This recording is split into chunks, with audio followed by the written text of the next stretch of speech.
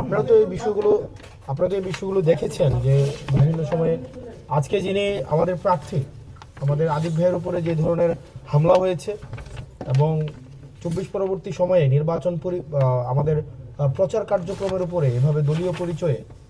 বিএনপির দলীয় পরিচয়ে যেভাবে হামলা হয়েছে, এই ধরনের হামলা কিন্তু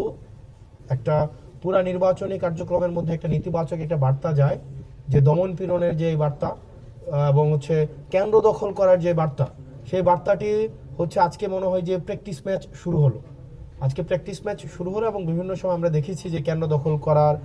যে একটা প্রবণতা থাকে, ভয়ভীতি দেখানোর প্রবণতা থাকে, এবং আমরা এটাও বলতে শুনেছি যে যদি প্রতীকে ধানের শীষ না থাকে বা একটা সার্টেন একটা সিম্বল না থাকে, তাহলে প্রয়োজনে বাড়ি থেকে ছাপিয়ে নিয়ে গিয়েও ওই প্রতীকে ছিল মারবে। এই ধরনের বক্তব্য আমরা বিভিন্ন সময় আমরা দেখেছি যে কিভাবে বলা হয়ে থাকে যে যখন কেউ আমরা দেখলাম যে বলা হচ্ছে যে জামাতের যদি নারী কর্মীরা ভোট চাইতে আসে, তাদেরকে যেন পুলিশ দিয়ে 999-এ ফোন দিয়ে যেন ধরিয়ে দেওয়া হয়। তো এই যে এক ধরনের আক্রমণাত্মক এক ধরনের আচরণ এবং প্রতিপক্ষের নির্বাচনী কার্যক্রমকে, প্রচার কার্যক্রমকে এভাবে